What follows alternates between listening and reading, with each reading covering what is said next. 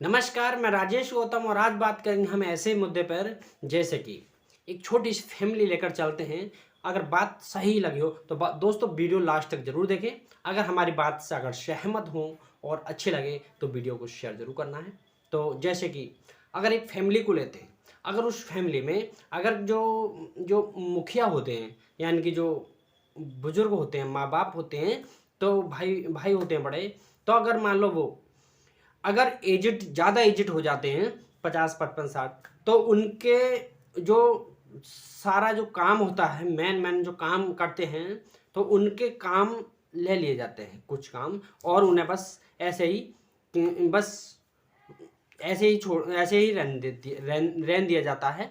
लेकिन उसी हिसाब से अगर हमारे देश में भी इतने युवा हैं, एक से काबिल युवा है, तो प्रधानमंत्री बुड्ढे बुजुर्ग, राष्ट्रपति बुजुर्ग, और जे बड़े बड़े पद होते हैं जैसे आईएएस पीसीएस और भी बतेरे ऐसे पद हैं, उस पर बुजुर्ग रखे रहते हैं। तो बुजुर्गों को रखने से क्या होगा?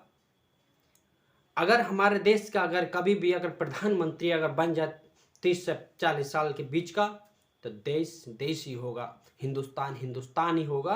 और राष्ट्रपति भी हमारे देश में लगभग 35 से और 40-45 साल के बीच का वो अगर बन जाए तो अलग ही देश होगा। लेकिन ऐसा नहीं, बुढ़ा प्रधानमंत्री बन जाते हैं, बुढ़े ही राष्ट्रपति बन जाते हैं, और जो बड़े बड़े जो पद हैं उन पे भी काफ़ी बुजुर्ग जाते हैं। इन जो युवा पीढ़ी है, ये नौजवानों को क्या होगा? जो हमारे प्रधानमंत्री भी बोलते हैं युवा प्रधानमंत्री, युवा लगभग ये 60 साल के 70 साल के होने के बाद भी युवा लगाते हैं अपने नाम के आगे, वो युवा हैं।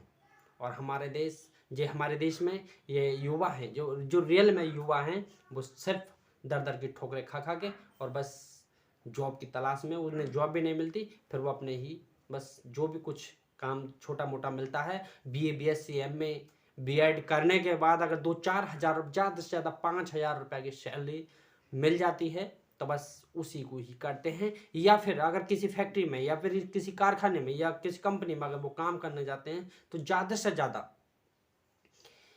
ज़्यादा 8 या 9 हज़ार रुपये मिल जाएंगे 30 दिन के और पूरे यानी कि 10 घंटे के।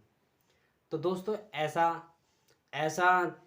ऐसी तो पढ़ाई लिखाई से बेकार है, जो कि इतने पढ़ने लिखने के बाद भी एक फैक्ट्री में कंपनी में अगर काम करना पड़ जाए।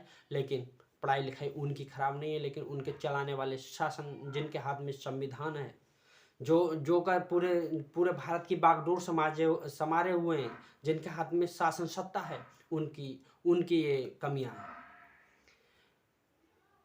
जिनकी 70,000 सैलरी है उनकी 50,000 कर दी जाए, जिनकी 2 लाख सैलरी है उसकी 1 लाख कर दी जाए, तो क्या उन पर कमी आएगी? नहीं आएगी।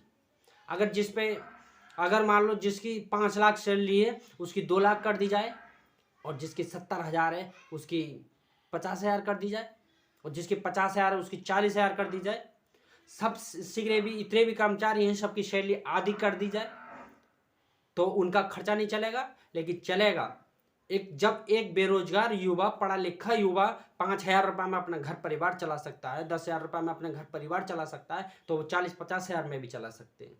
अगर वीडियो सही लगी हो, या फिर आज आप लोग भी अगर बेरोजगारी की पीड़ा अगर झेल रहे हैं, तो इस वीडियो को शेयर जरूर करना। Thank you.